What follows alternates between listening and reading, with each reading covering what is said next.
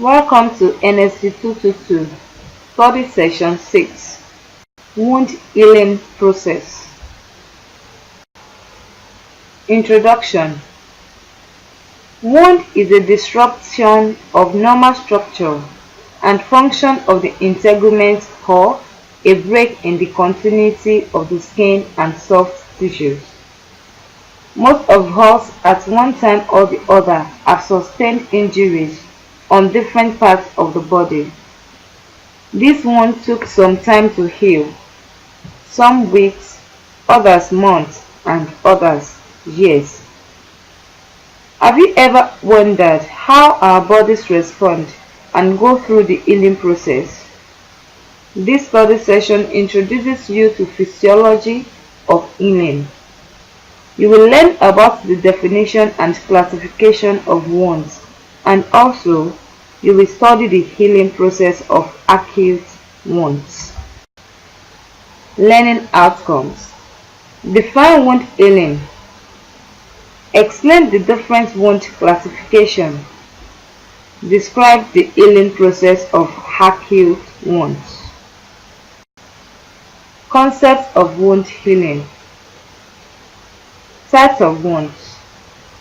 Based on the healing process and duration, wounds can be grouped in 3 types.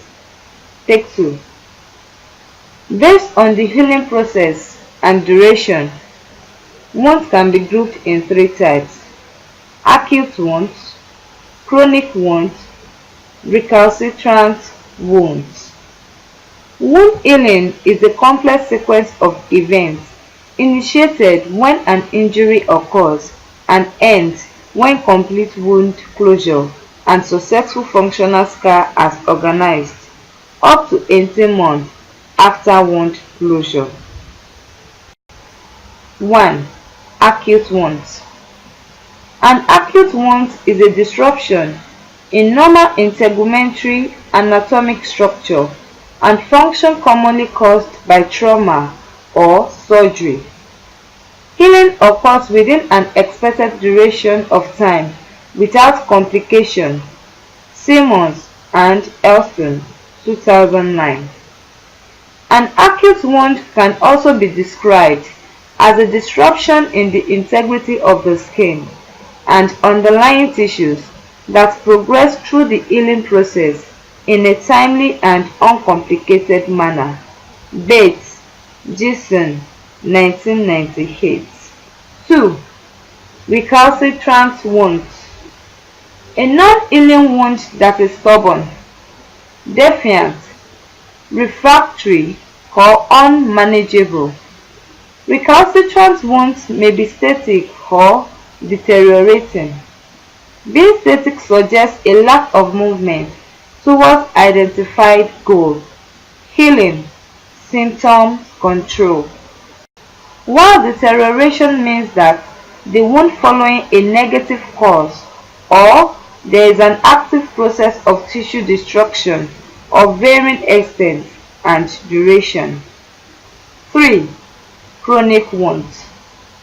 These are complex wounds which do not follow the normal processes for healing, which means they fail to progress through a normal, orderly, and timely sequence of repair.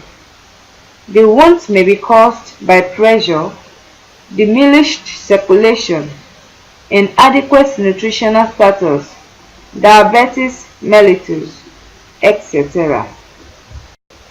Healing may occur in an extended amount of time with complications. Note that some chronic wounds may be non-healing wounds. Chronic wounds are characterized by prolonged inflammation, cellular senescence, untriggered release and deficiency of growth factor, receptor sites, and high level of protease. Dougherty and Sparks, Fries, 2006.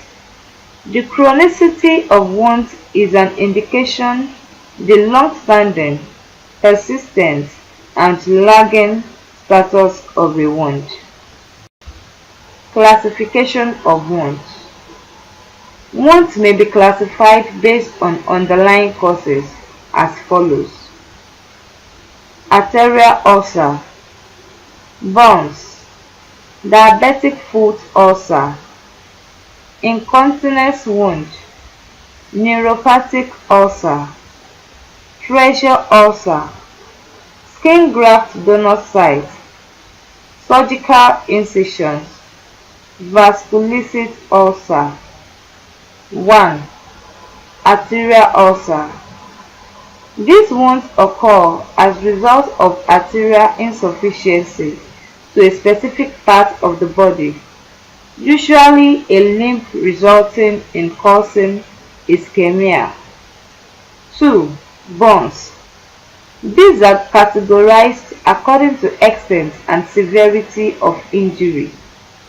There are 4 types of burn injury: chemical, radiation, electrical, and thermal. 3. Diabetic foot ulcer, caused by trauma, pressure, peripheral neuropathy, peripheral arterial disease, and/or infection, often located on the plantar surface of the foot. 4. Incontinence wound. Damaged skin related to urinary, facial, or combination of incontinence. This is not to be confused with pressure ulcer. 5. Neuropathic ulcer. Partial to full thickness loss caused by peripheral neuropathy, not exclusive in diabetes. 6. Pressure ulcers, caused by prolonged exposure of tissue to unrelieved pressure, shear, or friction. Pressure ulcers are staged as I, and IV to describe the depth of tissue involvement. 7. Skin graft donor site. Surgical site where epidermis and a specific portion of the dermis have been transferred to a well-vascularized area of wounding on the body, usually a partial thickness wound. 8. Surgical incisions. An intentional wound created by surgery.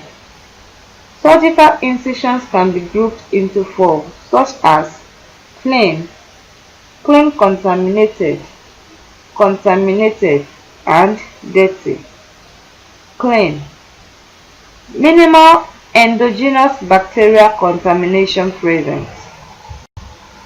Clean contaminated. Possible endogenous bacterial contamination is present. Contaminated. Contamination is present. Dirty. Infected tissue present, e.g. abscesses. 9. Vasculitic ulcer. This frequently accompanies connective tissue diseases such as rheumatoid arthritis, lupus erythematosus, Sjogren's syndrome, or systemic inflammatory diseases. May result in spontaneous infarct and gangrene. Healing in acute wounds. Acute wounds are traumatic or surgical wounds. Healing follows well-defined structured processes of inflammation, cell proliferation, and repair of matrix, epithelialization, and remodeling. Mnemonic VIPER represent process of healing in acute wound and reflect the tissue responses. V. Vascular phase. Initial vasoconstriction and activation of platelets with rapid fibrin plugging. High. Inflammatory phase. Increased mobilization of phagocytic cells, complement system, and antibodies to the site of injury. P. Proliferative phase. This overlaps the inflammatory phase to produce substrate for granulation. E. Establishment of new skin barrier. R.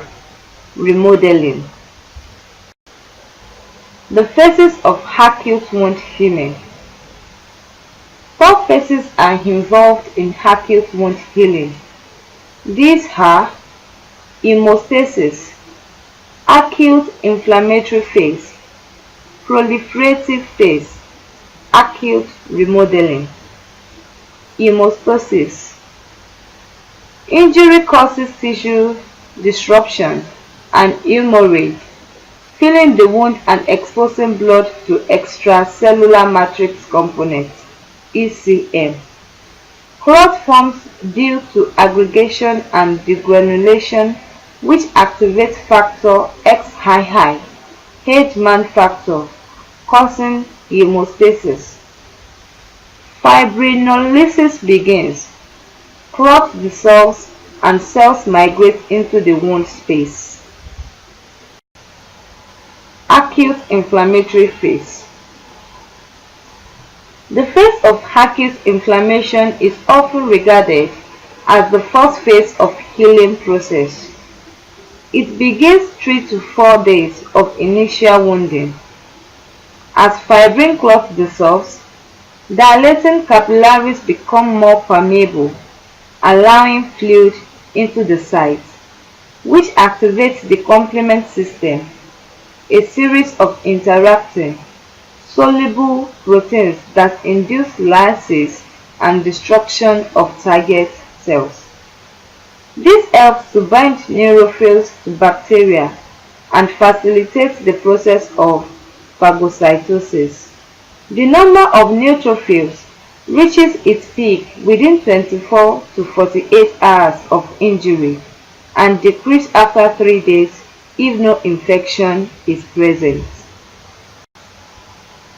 Tissue macrophages arrive, important source of biological regulators, cytokines, growth factors, proteolytic enzymes, essential for normal healing.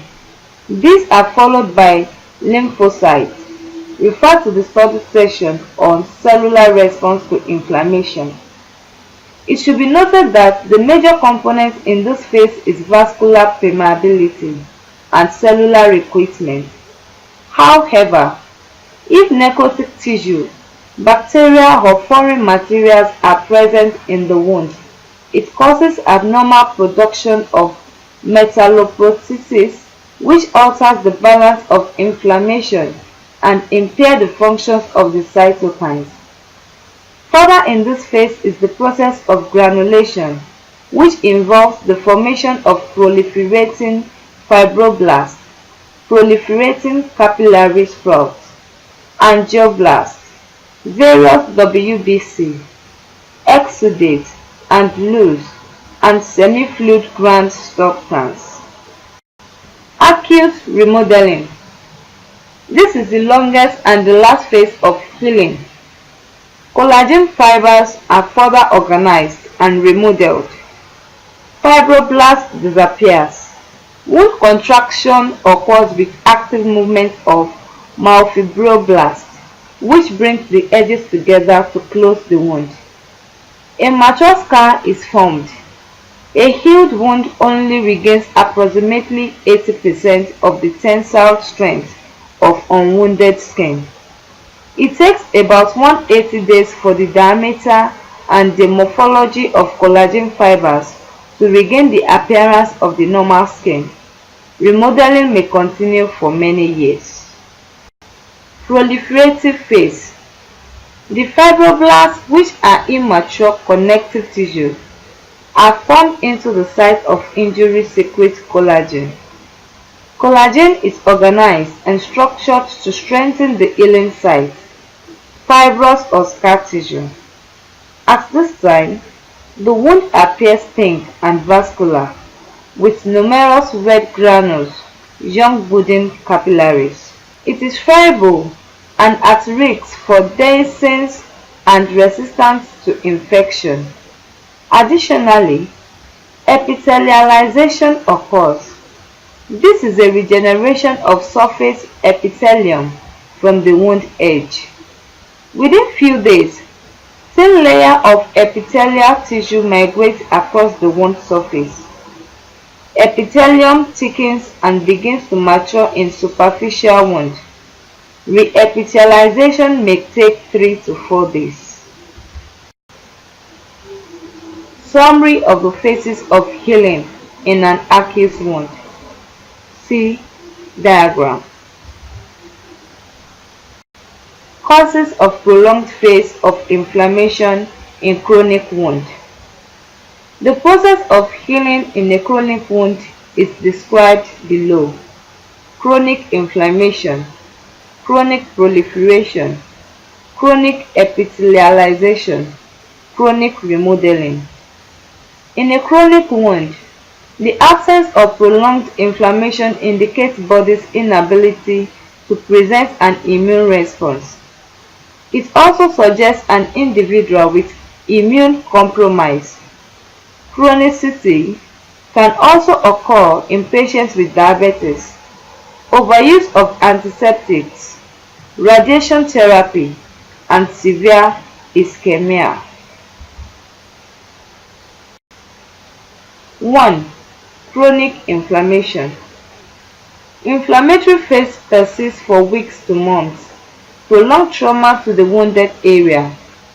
Macrophages and neutrophils are not phagocytosing necrotic tissue, ingesting foreign debris, or fighting infection. Reflex hyperemia caused by vasodilatation in the surrounding vessels occur. 2. Chronic proliferation occurs when infection is present in the wound and impairs the proliferation process. The wound gets stuck and does not progress to the next phase. This may last up to 11 months. 4. Chronic epithelialization. Cells stack up on each other and present as a ridge along the wound edge. Wound edge is rolled, thick, and fibrotic with hyperkeratosis. Hyperkeratosis is an abnormality of epithelialization which represents an overgrowth of the horny layer. 5. Chronic remodeling. In this phase, there is formation of keloid scarring. Absence of remodeling may be due to intrinsic, or iatrogenic causes. A wound that does not heal suggests the absence of remodeling. The causes may be intrinsic, or iatrogenic. Scar tissue fails to form for closure of the wound. Biochemical differences between acute and chronic wounds. Characteristics: wound fluid. Acute wounds: low amount of inflammatory cytokines, low amount of metaprotease MMPs. Chronic wounds: high amount of inflammatory cytokines, high amount of matrix metalloproteinase MMPs. Characteristics: cells. Acute wounds: high cell mitosis, increased levels of growth factors, rapid cell response. Chronic wounds: low cell mitosis, decreased response to growth factors, presence of senescent cells.